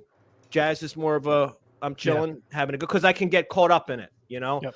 But I'm also a big hip hop instrumental guy, and not a lot, but there's quite a few music producers who, outside of the hip hop work, they do create instrumental albums. I don't know. I've been into it a lot lately. The non lyric music works well for me when I'm doing things. I've been actually instrumental wise. I've been into the Brian Setzer Orchestra lately. I have been. I like them. I like orchestra. I like them. Yeah. You know what I really do love? I love orchestral covers of, especially like rock songs or something. Right. Like a good. Yeah, I love that. We haven't seen. You remember when like bands like Metallica were doing really cool orchestral mashups? Maybe 2 decades ago. I don't think we've really seen that since then. And there was some really cool, really interesting, like Anthrax did one, Metallica did one, and I thought it was really cool musically, but I don't think you've really seen that kind of experimental mashup for quite some time. I'm not sure why. Well, I'll tell you who. Postmodern jukebox takes those old rock songs and then puts a totally different spin on them and stuff like that. And I like them a lot. Hip hop artists do them now. Yeah. You very much find hip hop, which makes sense because it kind of fits with an orchestra, especially hip hop and rock. They kind of have that big bass, big drum, so it kind of works in the style of the, the music. But yeah, you see, I see it. You're right. I don't see the bands really doing, that orchestral. But I'll tell you what I do love that has come. I don't see that as much. But anybody else pay attention to Tiny Desk? Oh, why does that Public sound Broadcast familiar? Radio. Yeah. Public broadcast. They bring artists and bands on in this I've seen a couple of them. They're I've really seen cool. that. I forgot about them. That was they're actually really cool. Man. I always check in once in a while, see anybody new, and they really do a good job. It's like the actor's studio for music. Yes, exactly. It's like that in-depth, cool, intimate thing. I've seen I need to revisit that because I'd seen a couple episodes ago, and this is a really cool idea. Yeah, that was a cool idea. They did a good job with that. I have a question. This is an internet question for you guys. Questions from the internet this week. So, has anybody been paying attention to this Bruce Willis saga that's been going on? Yes. Which one? There's so many Bruce Willis sagas. It's hard. They basically stuck him in a home this week. Oh, that's sad. And which they've been getting there's been a lot of back and forth with. I don't know. Cooper, do you know, how far gone is Bruce Willis? Very. I think he's further gone than they're letting on to. And yeah. Go ahead. No, so to me, if that's the case, right? And if this guy doesn't even know who he is, who they are, because his wife and family they got some shit on the internet for sticking him in a home. I mean, they put him in a separate home. Well, but the reason was, well, he's not safe in the current home. Well, why didn't they all move into this other home? Was my question. Well, I think there's a couple things here that we don't know. One is he's no longer in the phase where he's just not talking. He is full on dementia. If you've been around anybody with dementia, it can turn violent. Yep. It can be dangerous to themselves, to others, things like that. And then I also think there was the perception of he was put into a home. He was put into their other home that is more simplistic in its layout. The home is staffed. It's not like they just threw him off in a home somewhere. They dumped him in Shady Acres, senior living. Right. So I don't know that we have the whole. The internet obviously doesn't. Right. The internet doesn't need all the facts before it can judge. I mean, but I don't think it's as bad as it's being made out to be. And again, because they got crucified on the internet this week. Sure, they did. And if you've been around somebody with dementia, there's a point where it's exhausting. Yes. It's dangerous. You can't just bring in extra staff to your own home. You have to go, okay, what's the home that's laid out in a way that makes sense? It's not a home where there's 10 million other residents. It's their second home that they put him in. And maybe that's where he said he wanted to be ultimately as he was going. I don't know. Maybe he wanted. That's a fair point. That's a fair point, Fred. I don't know. I don't know. My mom had a stroke many years ago, and unfortunately, as a result, got dementia. And you really don't appreciate the sort of exhaustion of caregivers because a single person really needs literally 2 to 3 people that sort of trade out for a 24-hour period. Like you think someone goes to bed, they don't need care. Well, they do because they can get up in the middle of the night. Yeah. They can have a fall or whatever. Or they get lost. I think if you haven't experienced that, I mean, that's great that you haven't had to experience that. But when you experience it, you really, truly understand the sort of caregiver fatigue. Truly it's just kind of trying to give him the best care of life possible, the best standard of life possible. And sometimes you just can't live with someone and provide that care as an individual who's still trying to live their life. Yeah, sure. I mean, listen, especially when you're trying to take care of someone who may be looking at you as a stranger half the time, doesn't even know who you are. Yeah. And violent about it. I mean, look, right.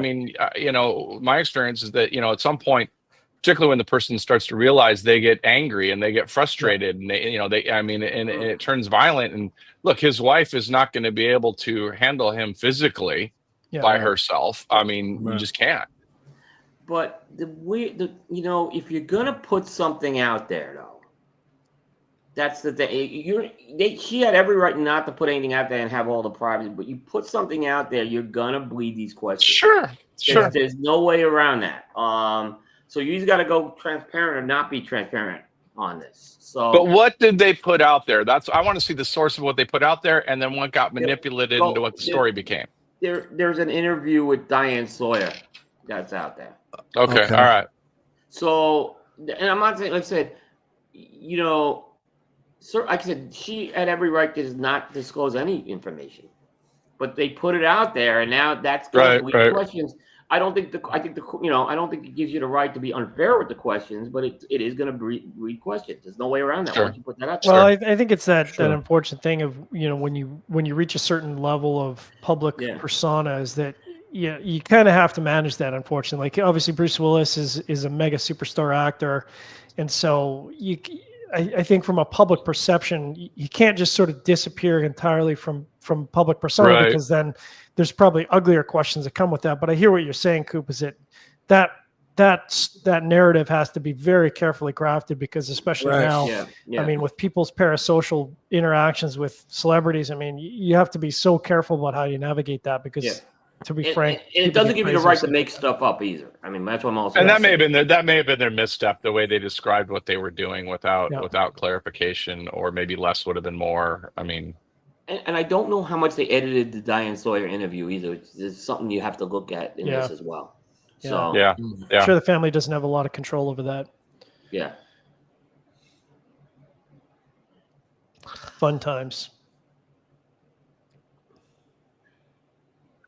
Should we get into sports talk? Because Abe's not around to get annoyed by sports talk. You know, yes, we should. But first, summer rants. We want our summer rants too. I want to hear what hypocrisy of this statement. The level. Oh my goodness! Oh my goodness! Of this statement. This guy is saying this. Go get a mirror. Go get a mirror. Is all I'm going to tell you. For the guy who has a statement about everything. The hypocrisy of this statement is incredible. Anyways, I'm not even going to go there. Yeah. Sports talk. I could give you an example in the last 24 hours. Of course. Please, you get probably 7 examples. Go scroll through his Facebook. Yeah. But see Coop, see how this came up on our chat the other day? I'm going to get this started. I'm going to get this started right away, especially with Coop. We're going to get Coop and Fred Rewey started. Uh-oh. Let's hear it. Come on. Michael Parsons to the Packers. Oh, there we go. We've had a lot of conversation about this. We've been talking about it. We've had a lot of conversation about this. It's huge. I mean, Dallas has good reasons for why they're doing it. Green Bay has plenty of cash, plenty of not worrying about draft picks and things like that.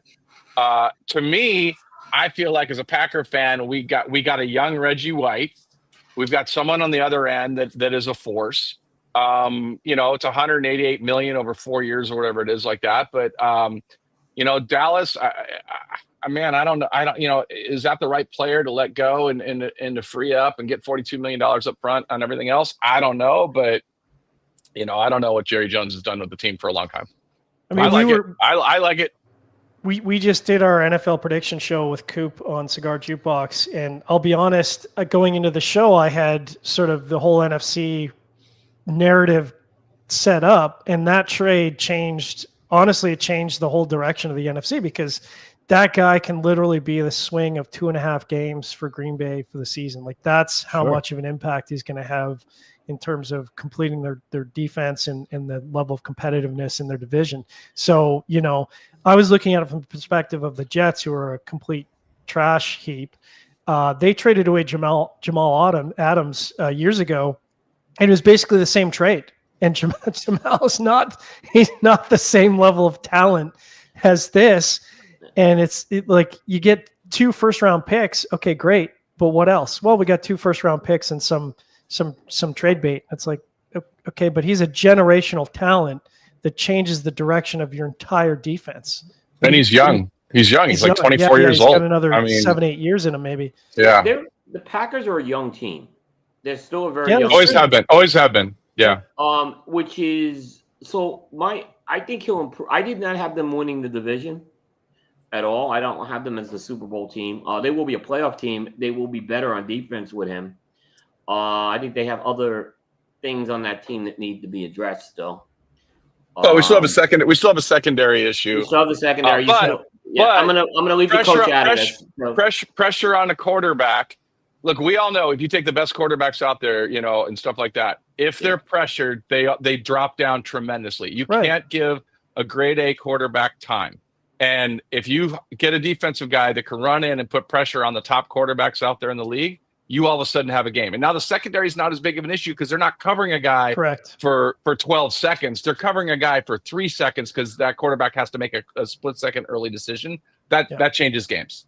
And that's the division where Green Bay needed that to be able to compete with the other two really competitive teams in that division. Look, I mean, that's Green really Bay was third. Yeah. Green Bay was third in their division with over 10 wins last year. And they should have been, and they had a chance at the division. The coach. Well, they did. Well, we said yesterday, you take Green Bay and you put them out in any other division, and they're competing for first place in the division. But unfortunately, it happened to be a division where the other two teams are also really good teams. They were all doing good. Yeah. So let me ask you guys a question. Who's the biggest threat to the Eagles in the NFC? Rams. Rams are good. Yeah, I think the Rams kind of figured them out a little bit. Solid. Yeah. Just on defense. I don't think on offense. I think the Eagles definitely have a better offense. But I think, it's one of those things where you play a team enough, you start to feel it's a little bit like the Kansas City thing. We were talking about that, where if you play the team enough, you start to figure out their offense, you start to figure out their playbook, and you start to figure out how to shut them down. And I think the Rams definitely figured out how to shut down the Eagles, not completely, but certainly to a point where, this team, the Eagles aren't taking a runaway in a game as much as they should be with any other team. So, if you can do that, then you give your offense a chance to actually win the game. And that's really what it's about, is you got to give your offense a chance. I can see the Rams also doing what they did a few years ago, putting getting a few guys mid-season to try to make a run, because it's a now situation for them. Yeah, I think the Eagles have to worry about everybody, because you're not under the radar coming out of nowhere where everybody discounts you and then everybody goes, well, shit, holy crap, they've got a team this year. Everybody knows they have a team now, so it's not a mystery. So every losing team is going to be playing their hearts out just to get that win. So I think they're going to be a lot tougher this year. For sure. But I mean, there's only a couple of teams out there that can really compete on, when it comes to when we're talking playoff picture, playoff time. Playoffs. It's so funny how regular season and playoffs are kind of two separate things. You know what I mean? Like the teams that really bring it together in the playoffs, and the teams that really fall apart in the playoffs. And like I think last year, the Buccaneers were kind of one of the big surprises for me. Is like, they had decent regular season performance, but all of a sudden they get into the playoffs and it's like, whoa, who is this team? Like, why weren't you playing like this in the regular season? And it depends on the division too, because there are a lot of teams that make it up into the playoffs that quite frankly wouldn't have made it. They're just, if you don't have the defense, if you're not healthy, everything has to click going into the playoffs. It's at any given Sunday. There's a lot of great teams and they hit playoffs, and a lot of them can make, but who is injury free? Who's at the height of momentum? Yep. Yeah. Personally, for me, what I love is your team. If they're on a roll, I love in week 16 them getting their butt kicked, because it puts all the egos back in check. They realize they got to study the tape a little bit more. Yeah, the worst thing you could possibly have is a team who's a high caliber team getting completely blown out in week 16, going into the playoffs with a chip on their shoulder. Right. It's like with the Eagles, it's like the last thing you want is an Eagles team with a chip on their shoulder. Like that's not what you want. Yeah, 100%. And I don't care about the preseason, because frankly, if you win your preseason games, then you were not playing through your roster enough, because this is not the games to win. Right. This is to test the guys that all of a sudden midseason, when your star player's out, who do you go for your second or third player? Those are the guys you need to know preseason who has a chance. If you win all your preseason games, by the way, the people that have won Super Bowl and won preseason games, all their preseason games, I think it's non-existent, or it's like one team maybe. It just doesn't happen. Yeah, and I think the coach really needs to try out different schemes, try out different things. Like that's the only opportunity you're going to have to sort of experiment with that stuff, especially as the preseason games continue to drop. I mean, it's not going to be long before we're down to like 2 preseason games. I think that's coming. I did meet on Tuesday, speaking of Philadelphia fans, the guy that Mark Wahlberg played in the movie Invincible. I met the actual guy on Tuesday. I heard he's a good guy. I've never met him. I heard. You talking about Vince Papale? Yeah, he was at the Red Meat Lovers event I was at on Tuesday. No kidding. Nice guy. Big miss by Evan. Big miss by Evan not promoting that. Maybe he didn't know he was going to be there. Maybe he didn't know he was going to be there. Put some pictures up or something. Yeah, that's unless it was in the maybe I missed it in the group. So you never know, Coop, with that kind of stuff. Guys like that maybe don't. Well, yeah, who knows? Yeah, okay, that's a fair point. That's a fair point, John. You're right. Fred, that's a really cool environment to meet superstar. It was cool. Absolutely. I wanted to bid on the jersey they gave away that he signed in his book, and I mean, I'm not even a Philadelphia fan. I'm like, this is pretty cool. Yeah.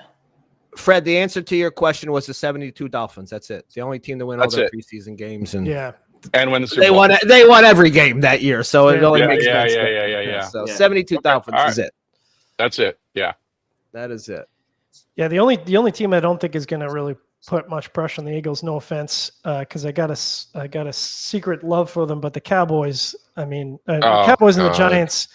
The Giants, especially. I think we were all down on the Commanders yesterday, John. We think they're overrated. Well, I don't think they're overrated. I just think that what they accomplished last year in terms of wins is this year is not going to be that level of. There were some teams that choked on them in those games, and then had that win streak at the end. Yes, a win's a win. Like I don't, guys talk about you only won by a field goal. It's like I don't really care. A win is a win. Yeah, a win. Yeah, 100%. I had them missing the playoffs this year. But so if you take Dallas, has there been any team that you can think of in the last, say, 15 years that goes into the season with a killer-looking roster that fails more miserably? Yeah, there's no excuse. On paper, they look great. On paper, what do you mean the Packers? They have Super Bowls. They've made playoffs every single year. So yeah, all right, that's fair. All right, that's fair. The Packers are kind of like the Steelers. The roster, you look at the rosters. You look at not Jets. What with Rodgers or with Favre? Come on now. No, but we look at the Jets. They were calling the Jets defense 2 or 3 years ago like dominant. Remember? Sure, but as a Jets fan, you still need to score touchdowns. Like weird. It's weird how it works. Yeah. Quick trivia question for you guys. 72 Dolphins, the only team to win all their preseason games and win the Super Bowl. What is the only team to lose all of their preseason games and win the Super Bowl? That's a good question. I want to say Patriots. Good fucking answer, Fred Rewey. Wow. 2021 Rams. The odds of me getting one of these questions right are unbelievable. Fred Rewey. I would have got that one, yeah. That I figured that was a stumper type of trivia question. The 2021 Rams lost all. I won't get another one right. That's the only. Luckily for you, it's the only one I had. It's good because the odds of me getting a sports trivia question correct are almost impossible. All right, Cooper, we got a little bit of news, right? Want to jump into some news? It was a busy week of news this week, yeah. All right, let's do it. Hey, yo, what's my theme music? The Scoop with Coop. Breaking industry news. Hear it first on KMA Talk Radio and cigar-coop.com.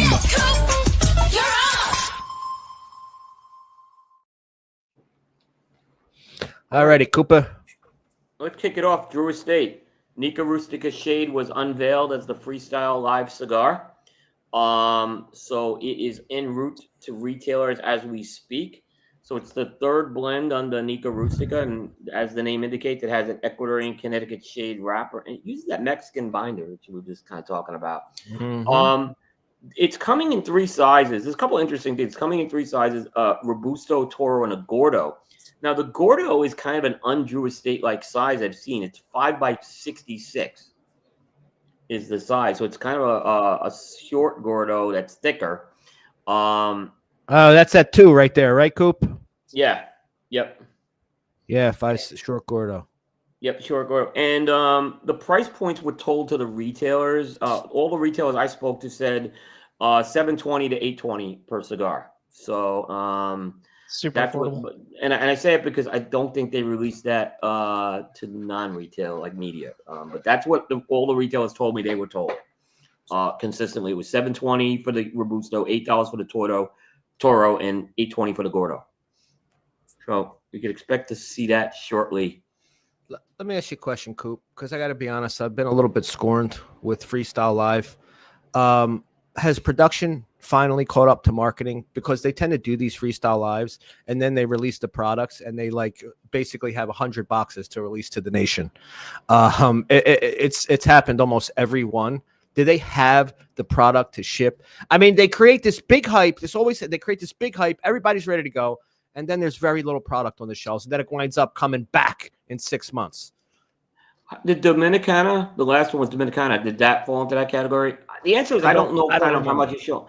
Yeah, it seems like they've gotten better with it. There have been some that have been very limited. I remember, the Underground 10s were very limited. I think the Black and M81 was another one that was very limited. The Adobo or the Adobe, that was incredibly limited. We couldn't get it after all that first Nika Rustica. Yeah, that was one. Freestyle Live. Yeah. The Adobe. Yeah, we just had some problems. I've noticed. I hope it got better because it does. I mean, listen, these Freestyle Live things that they do, it works. It creates hype, but when it drops, have the product to drop. People want it now. Yeah. Well, I guess we'll know in the next week or so when we see who gets shade and who doesn't. Right. I have said that I kind of get the types of cigars they put in here for Freestyle Live. Like I always hear people guess like Liga Privada. Yeah, I don't see them. I know they did the Papas Fritas, but I don't think they need this forum to promote a new Liga Privada is my point. It tends to be some of the cigars where they have good margin. They can make good margins on these and brands they're trying to grow. So I was surprised they did the Deadwood stuff actually through it because Deadwood could sell on its own. Yeah, me too. In fairness, Coop, you had, and I'll say this again, but you had a stone cold lock on that Nika Rustica shade months ago. I was never in a doubt. Yeah, I was never in a doubt with that one. Yeah. I heard a lot of people saying Underground 10 shade. I just didn't think they needed another like $12 to $14 Connecticut. I think they needed a Connecticut under $10. So that's kind of what my logic was with that. And they didn't have an under $10 except for like the Chateau Real, but that was kind of limited to catalog. Right. Yeah, I think it'd be a good seller for them. Yeah. Yes. Yeah. What else you got, Cooper? All right. So, All Saints Cigars is kind of making their comeback. So, I spoke to Mickey Pegg on the last couple of days. Mickey Pegg is coming back. He's going to be hitting the road, he told me. But there's a few things he's doing.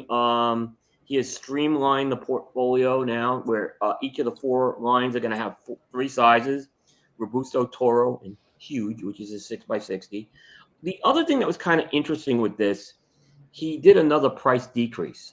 And it's the second one. When I read your article, I was going to say he did do one. He did Yeah. one recently. Well, maybe a year. He did or one two. last year. This is the second, right? This is the second decrease. He basically brought the whole portfolio $10 and under now, which is Yeah. It's impressive. move. It's an interesting very. move. Yeah. It's still coming out of Tavacusa, right? It's still coming out of Tavacusa, which is Rocky.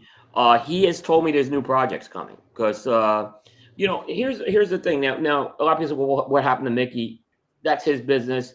He has to have those discussions with the retailers, what happened the last 6 months and all that. There are probably reasons that, I don't think belong in the media sometimes for things like that. But he is, like I said, he's basically making the comeback here. And I think this is a now or never situation. He's got to make this one work. I think Not gonna hurt for sure. is going to trump the need for a lot of those conversations, though. To have a quality cigar sub $10 right now would get my attention as a retailer. He's got good. He's got good cigars. They're good. Yeah. cigars. That's good cigars. Yeah. And Tavacusa's listen, so good. We've seen this streamlined play work.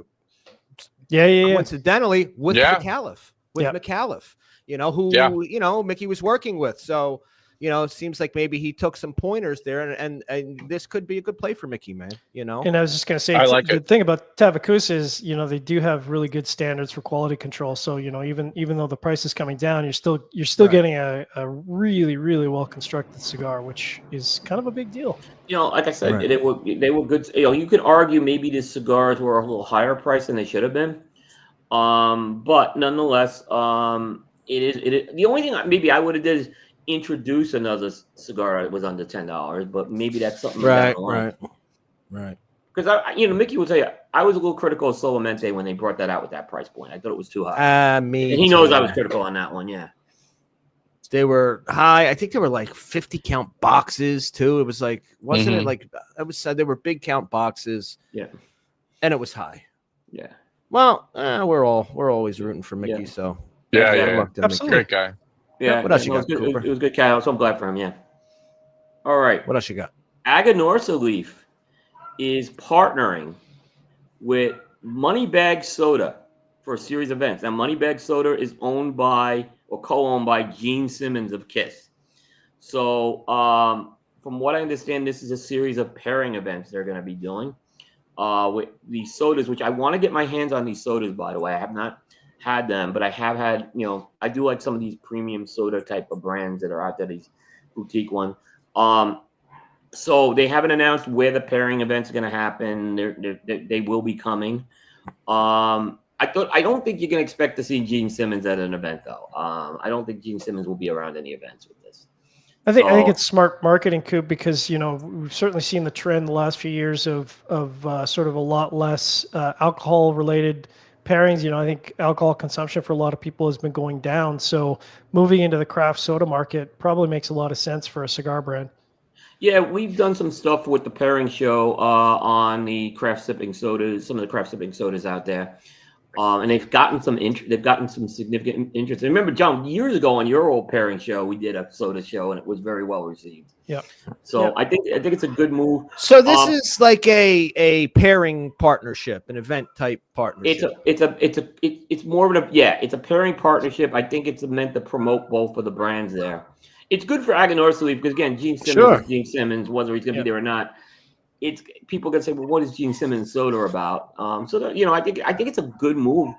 Sure. I'd rather see this than them kind of come out with a cigar. Maybe they will, but I almost would rather see this in a lot of ways. Or the 35th gin brand from a celebrity. Like I think we're full up on right. Yeah.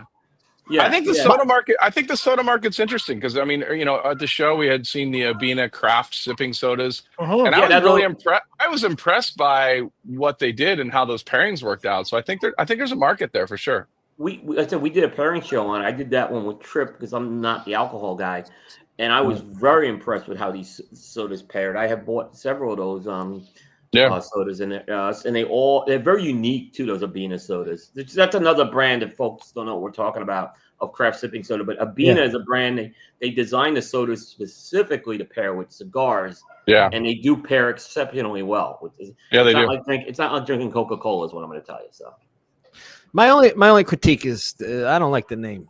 Moneybag Soda. It sounds like I did not like the name. It sounds like some new age rapper. Moneybag Soda performing live. I didn't like it at all either. It's the only part I didn't like. Yeah. What else you got, Cooper? Hooten Young, which is one of the ventures that John Carney's now involved with. He's kind of gotten involved with the company. They announced the Hooten Young Jack Carr cigar. And who Jack Carr is he's an author and retired Navy SEAL, so he kind of fits in with that. And I guess he's been involved with a show called Dark Wolf, Terminalist Dark Wolf. So they're kind of timing this release with the new season of Dark Wolf coming out. And it's a limited small batch release, that's what I'm seeing Hooten Young go a lot towards right now. And they're producing this cigar in the Dominican Republic at Eladio Diaz's factory. And it sounds like it's an all Dominican cigar they're producing. It's going to be $20 and a 6.5 by 52 Toro. So I don't know how much Jack Carr is going to move a needle in terms of a cigar, but the fact that they're timing it with this TV series, which I believe is an Amazon TV series. I haven't seen it, Dark Wolf. Yep. Interesting. We shall see. It seems pricey. Are they within that range normally? The Hooten Young stuff is, I would say, that's a little higher, but not far off. But not crazy. It's not. No, they're definitely going towards these small batch releases. I think to try to get the brand restarted again. So I think they're planning some stuff with the core lines to redo those, but it's kind of keeping their name out there at least. And they did that whole partnership with the NRA right now too. So yeah. Something to be on the lookout before. Anything else? The final thing, this kind of happened last night. It's not really a cigar specific thing, but I did predict this one was going to happen too. That the appeals court basically upheld a ruling that the tariffs are illegal. Now, I also wasn't surprised that they didn't repeal the tariffs immediately. They have till October 14th. And the reason why they did that is I think everyone knew from day one. It's a nightmare. it's going to the Supreme Court. Right? Yeah, The Supreme Court So just let it get there. Just get it there. So the repeal it would probably cause more damage than at this point. So they say, all right, you got till October 14th if you want to go to the Supreme Court on this. And again, this was going to be decided from day one. I knew this was going to the Supreme Court. So it doesn't change anything immediately. It's interesting. I don't fault any company for making a price adjustment during this time either. It's a time of uncertainty, and you have to be able to do business. So I understand that. There's a good question on Facebook there, Coop. I kind of commented on it, but I think it's worth a conversation about, do you believe that companies that raised prices due to tariffs would bring prices back down? Some, I think some have put it as line items, meaning that's the ones that'll take it away. If it's baked into the cake, right. It ain't unbaking. I think there's other companies that needed to do price increases that kind of delayed it. And this kind of forced them to kind of do it. So, I would say it was more of an impetus to do it. So I don't really fault those companies either. There was not really a company that really shocked anyone with this increase. Maybe if there is, I'm not knowing. But most of the price adjustments were pretty reasonable that were even baked into the prices. So, that's just my 2 cents on that. But I think I don't think maybe those ones with the ones with the line items will be the ones that take it off. I don't think the other ones will. And then yeah. So I guess we'll see what happens in October. Basically. Yeah, this was headed to the Supreme Court. The other question is okay, they take it off a line item. Does the retailer lower his prices back down? Right. Yeah. Well, it also depends. Did the retailer make a line item, or did he bake it into the cake? Right. Yep. That's going to be your. So I don't know. I don't know if this will be decided until early next year, probably. Right. I think so. Yeah. Yeah. I don't. If it goes to the Supreme Court in the fall, that's going to be a while. But it'll be very interesting to see how this all shakes out. So, like I said, I wasn't surprised that the appeals court upheld it. The Supreme Court's a different animal, though, is kind of what I've learned about. So we'll see. They're gonna, and there's details you can get into. There's an article on Coop. We have how they kind of rule the way they rule. So I won't get into all the legal technicalities because I won't claim to understand them deeply either. But I kind of understand high level. So. Well, the auspice of how the tariffs were passed are going to be difficult for the Supreme Court to unravel because there's a certain latitude that's allowed, and he's done it under an emergency consumer index aspect, and that's going to be tough it's open to interpretation. So yeah, exactly. So again, when you get up to that level of the court, it's very complicated. So they're going to be looking at precedents and all that stuff too. I'm sure. The overreach is probably, and if Supreme Court does rule in favor of that it wasn't done right, the overreach is going to be the blanket, the entire world, as opposed to you picking just a couple segments that were actually impacting consumers. So we'll see. Exactly. We shall definitely. That's going to be, by the way, landmark case. This is going to be a huge landmark case when it gets to the Supreme Court. Sure. It's going to be one of the biggest things ever to put in a court in a long time. So, yeah. And that's what the Supreme Court's going to look at is how will this limit or set a precedent going forward? And their ruling is going to be important. Yeah, exactly. And that's dangerous. It's dangerous either way. Exactly, Fred. Great point. Yeah. And that's our news for this week. Well, for more news, that's always rumor and teaser free. Be sure to check out cigar-coop.com. All right, gentlemen, we got 8 minutes to kill. So we're not doing a tail of the tape today because not doing a tail of the tape. Pedro has abandoned us. He hasn't sent us any videos. It's true estate. It take time. They got to record it. They got to send it to legal. Legal's got to approve it. They got to send it back. They probably do. They probably do. They probably do. Honestly, they probably honestly do. I have a good question for you guys that fill the gap there. So if you're doing a short-term vacation, so call it 5 days or less, would you rather do a vacation that you can drive to? So driving, it's not going to be 3 hours. Like call it an 8-hour drive. Or a vacation that you have to fly to and fly back? I just did both, actually. So it's a good question. I just did New York. I'm getting on a plane. I'm flying. Yeah, probably. Well, it can go either way for me, but I'm definitely not doing Cooper drives. I don't want to do Cooper. Cooper's a driver. I don't. Yeah, I did fly to New York though this past trip. Right. Well, New York's a long way. And why I did it, I was actually a little physically exhausted, and I didn't feel like, and I wasn't. My wife couldn't make this trip, so I wasn't gonna have a backup driver. So I actually ended up flying, and I'm glad I did. But I am driving to Miami. I am well rested now, so it's I mean, I will say Tesla full auto mode kind of makes that drive window a little farther for me. I would think. I mean, I've used that the last couple times, and I'm like, oh, once you get used to it, you're like, this is not bad. This is like the ultimate cruise control. I will say though, I am in a, and Fred too, we're kind of in privileged locations. I mean, look, I can take a couple-hour drive. I can spend a weekend in the Keys, right? In Miami. I could spend a weekend in Orlando. Go to, so. Yeah, it's an interesting question because I could easily get a full-on vacation with a couple-hour drive and not have to, worry about flights and whatnot. Yeah, for me, that cutoff is right around the 8-hour mark. So if, we're talking 5 days or less. If it's an 8-hour or less drive, I'm more inclined to take the drive than I am to take the flight. I am with you. If I do it in a day's trip, an 8-hour day, we get a work day out of the way. I'm driving. I can do that. That's true. That's true. But if I got to go 9 hours, at night, I do drive sometimes to avoid a layover in an airport, which is why I'm kind of driving to Miami.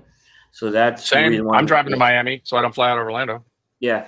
That makes sense. So I mean, and plus, I want to have the whole TGI experience at Miami Airport.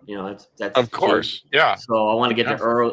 That's the airport I get to 3 to 4 hours early. D36 will be Fridays. D36 will be there. Yeah. So nice. To your point, Coop, I think there's a big difference between doing a road trip when you have if you have someone else in the car. I think that lessens the overall burden, even if you're doing the majority of the driving. Having that second, the co-pilot, makes a huge difference for road engagement. Driving by yourself for 8 hours is miserable. Tracy and I do that. We change off every 2 hours. Every 2 hours we change drivers, and it's like your 8-hour drive was really just 2 shifts each. Not bad. So like I said, I knew I was going to be the Miami one's a little different because I am breaking that segment up as well. So I am it still sucks. It still sucks, but it won't be as bad. Yeah, I had to do. It was 2 weeks ago. I had to drive all the way to Ocala. Fred to pick up a dog. 3.5 hours up. Get in the car. Get out the car. Pick up the dog. Get back in the car. Drive 3.5 hours. Tuesday home. I did the opposite. Tuesday I drove all the way down. Saw you. Saw Abe. And I drove back that night. Yeah, that was 7 hours of driving in one day. Yeah, that sucks. That's how it goes sometimes. All right, before we get out of here, John, what do you got going on? Where can we find you? Developingpalettes.com. We try to keep panel reviews for the most part as 4 guys. So if you want to, see some good hard hitting reviews, but also a little bit of fun, we throw in there to keep it from being stale. Developing Palettes on your podcast catchers. If you listen to audio, you can check it out on YouTube. It's always funny. And of course, if you want to see the written content, you just go to website developingpalettes.com.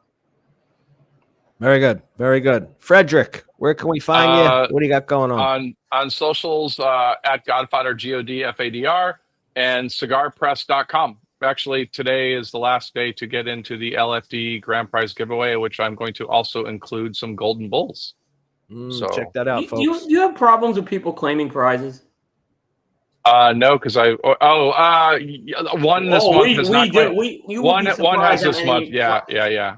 I will tell you the stories I could tell you of prizes not claimed on Coop, including $1,000 humidor ones. $1,000 humidor. Not to be the Two Bears guy. Last year I gave away a ticket to Pro Cigar, and the guy had kind of claimed it, but then never used it, never did anything with it. Wow. And I told him, I'm like, you could sell the ticket, and he disappeared. Yeah. How about this? Hey, Cooper, The Great Smoke. We give away great prizes at The Great Smoke. Forget about online. You get it shipped to you. You're lucky. Live, right?